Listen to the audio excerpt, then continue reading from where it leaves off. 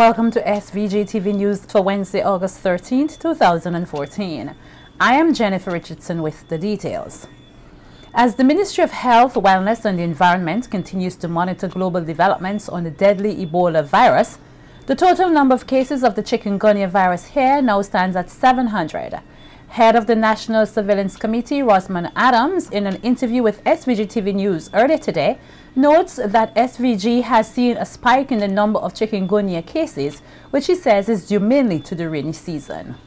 We've been seeing an increase in the number of cases, and now is the rainy season, so there are more containers, drums, tires, etc. that are collecting water.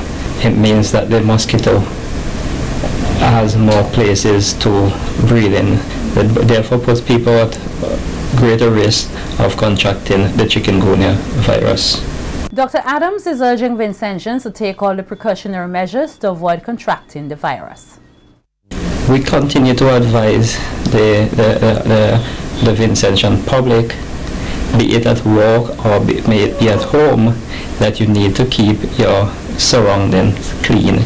You need to be vigilant. You need to look out for containers, tires, drums that may accumulate water and may breed mosquitoes. You need to inspect your tanks and make sure that all tanks are sealed properly or are covered. If you're living in areas that there are lots of mosquitoes, you may be prone to, say, mosquito bites, then you need to wear appropriate clothing. You need to wear long sleeves, long pants, hats, cover your head. Meanwhile, the Ministry of Health says it is still committed to the fight against the Chikungunya virus. Dr. Rosamond Adams says, while many persons are of the opinion that Chikungunya is on the back burner for his ministry, that is not the case, as all public health measures are still being implemented by the ministry. The vector control unit continues to go into communities, inspect communities, destroy things that may be breeding mosquitoes, turning over containers and drums. We've been carrying out a number of fogging activities island-wide. These fogging activities, when we carry them out, we allow the public, we send out releases and we let them know where we are fogging and what time we are fogging.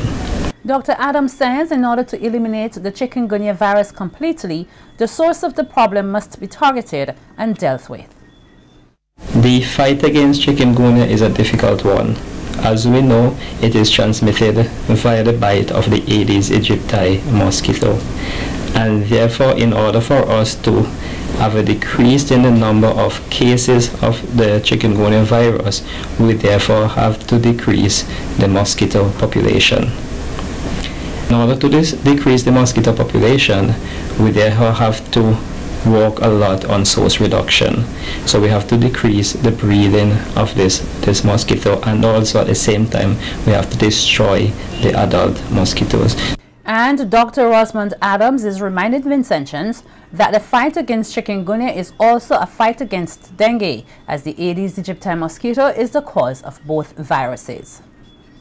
The Aedes aegypti mosquito is responsible also for the spread of the dengue virus, and so while we work on decreasing or killing or eliminating the Aedes aegypti mosquito, we are fighting not against Chikungunya, which is more recent and is of greater and is of concern, but we are also fighting against dengue. Leader of the opposition, Annim Eustace, has spoken out in defense of some local businessmen who he says are being treated unfairly by the Customs and Excise Department. According to Eustace, he was reliably informed of a situation where 42 disgruntled businessmen had written to the department complaining of being charged duties based on the value that the customs officers are placing on imported items, despite the presentation of a valid invoice. Eustace told SVG-TV News that the matter has serious consequences on the business environment and reflects negatively on potential foreign investors. You have some 42 businessmen, I understand, sent a letter to the customs. You know why they sent the letter? fella comes in, brings in some goods. Let us say the good costs $100, right? He has an invoice for $100. Customs don't believe that's the real valuation. So they value it at $200 and then charge him duty only $200. When you find out now that it really is $100, you have to give him back his money. You don't get it back. What that does to the private sector person? You squeeze him, his cash flow and everything. He then has to go and take overdrafts and so on at high interest rate. And then he starts to lay off his own people. However, Controller of Customs Grenville John responded off camera to Eustace's claims, saying that customs officers were guided by a valuation code. John states that within recent times, their issue regarding valid invoices continues to pose a challenge. The Eastern Caribbean Central Bank officially launched its Financial Information Month of activities today. The launch also served as a platform for the ECCB to promote the Financial Information Month, the FIM 2014 theme song and video. The activities for its Financial Month include a mini video contest targeting the youth and serves to challenge the youths across the ECCU to create an animated visual presentation that's representation of the FIM theme song using their smartphones. Advisor of Corporate Relations Department of the ECCB, Sybil Welch, explains that the youths will also being challenged to see their smartphone as more than just a device which facilitates communication, but as an instrument to spur on their productivity and innovation. We know a key issue facing our region is unemployment, particularly youth unemployment. And so we needed to encourage our youth. I think Donna reminded us that give our young people wings, or the wind under their wings to soar. We wanted our youth to expand their possibilities, to stretch their views, to reach beyond what is obvious and seek the unknown, the untried, the unexplored, the not yet touched, the not yet imagined. And that's the central driving force behind the Phone Video Contest Challenge for Financial Information Month 2014. Our goal is to push young people to take that remarkable creative journey with their smartphones. And rather than become passive players with their phone applications, they become active and productive innovators using the phone applications as a platform to hone their creative skills and let their innovative ideas speak volumes for them. St. Vincent and the Grenadines will host the Caribbean Examinations Council's CXC annual release of results for the May-June examinations on Monday, the 18th August 2014. The event will be held at the Peace Memorial Hall in Kingston and starts at 10 a.m. Prime Minister Dr. Ralph Gonsalves will be the featured speaker at the event. Gerlin McGill, Minister of Education, will give an address along with brief remarks from Acting Registrar of CXC, Glenroy Cumberbatch. Senior Assistant Registrar Dr. Charles Mayenga will present the results for the Caribbean Advanced Proficiency Examination CAPE, Caribbean Secondary Education Certificate CSEC, Caribbean Certificate of Secondary Level Competence CCSLC, Caribbean Vocational Qualification CVQ, and Caribbean Primary Exit Assessment CPEA. Susan Giles, a Senior Assistant Registrar, is expected to speak to the issues relating to examinations administration and electronic marking or e-marking. Last year's release of the results was hosted in St. Kitts and Nevis. Coming up, more scholarships awarded to Vincentian students entering secondary schools in September. More stories on the local scene when SVG-TV News continues. Don't go away.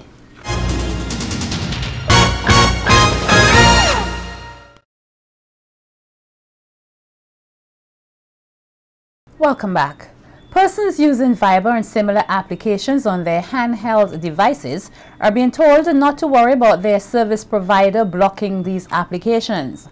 Telecoms providers and ministers of technology from across the Caribbean discussed this development during Cantor's 30th annual conference in Nassau, Bahamas.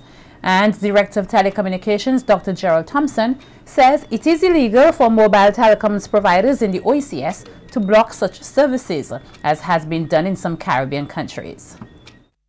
The question that I'm sure are going to come up is, should they be charged?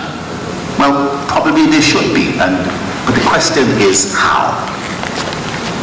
And the next thing is, can they be blocked? I'm not sure about all the jurisdictions within the Caribbean, but in the OECS, in the ECTEL states, the current legislative process will not allow the providers to block these particular services. Data service providers are asking officials to regulate these VoIPs. However, all of the ministers present at the event opposed such a move, and Thompson says that with the VoIPs, technology is merely redundant to the benefit of consumers. These particular type of services, these over-the-top services, have been able to fill a very important need for many of the ordinary consumers who would have normally been left out, who could not afford these particular type of services if it was not available.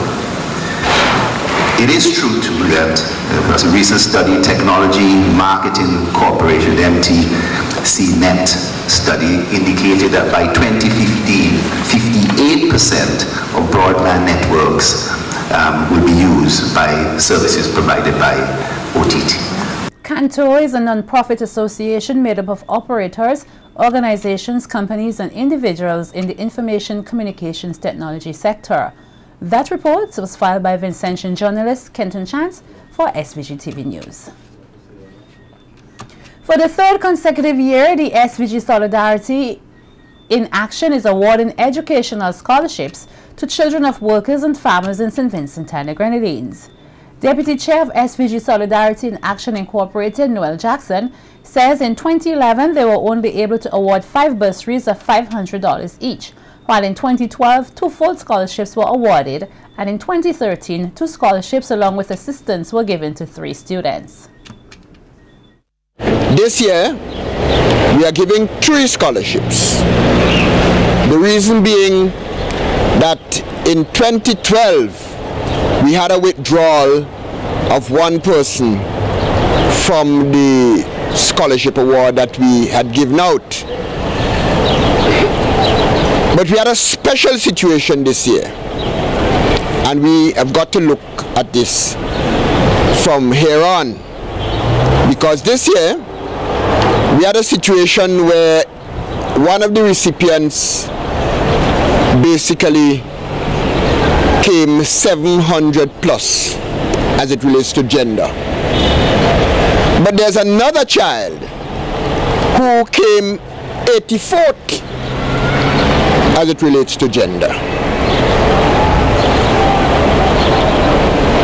Initially, a position was taken to award a boy and a girl.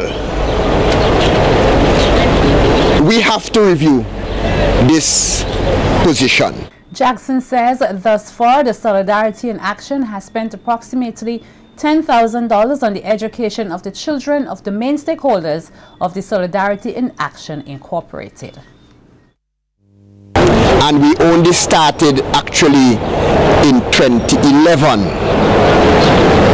to give out bursaries. In 2012 we began the scholarships, and we have already spent $10,000 overall. It's going to climb because we are going to have now to service about 6 full-fledged scholarships, and it's going to grow because we are giving, and we have decided to give 2 scholarships per annum, and also to give out bursaries or book allowances to those children who would have applied and who were not successful in their application. This is just one small area that SVG Solidarity in Action Inc. is involved in. We have been involved with all the NGOs throughout the country in giving assistance. Meanwhile, Director of Solidarity Incorporated, Joy Matthews, in her remarks, says the scholarships amount to $1,200 each and will be dispersed over the 3 terms of the school year, with $800 given in the first term and $200 each in the second and third terms. You are asked to collect each payment before the first day of the term for which the payment is due. Now, the scholarship is of a 5-year duration, and it is tenable at any secondary school in St. Vincent and the Grenadines. The company, Solidarity Inc., will receive a copy of the student's report at the end of each term. He or she is expected to maintain a grade point average of 7.5 during her stint at the institution. 7.5, I mean like 75% overall. You have to ensure that your average be 75% at all times. We also ask that the children be exemplary in their behavior. They must exhibit a good attitude towards their work, and they need to respect authority at all times. The Forestry Department is advising persons against the illegal hunting of birds, namely the reindeer, outside of its designated hunting season. According to a press release from the Ministry of Agriculture, individuals are illegally hunting the species despite being repeatedly warned not to do so. The department is therefore reminding persons that it is illegal to hunt outside of the season, which runs from October 1st to January 31st for animals and reptiles, and October 1st to the end of February for birds. Anyone found guilty of hunting outside of the stated seasons is liable to be charged and subjected to fines and/or confinement of up to $2,000 and 6 months respectively.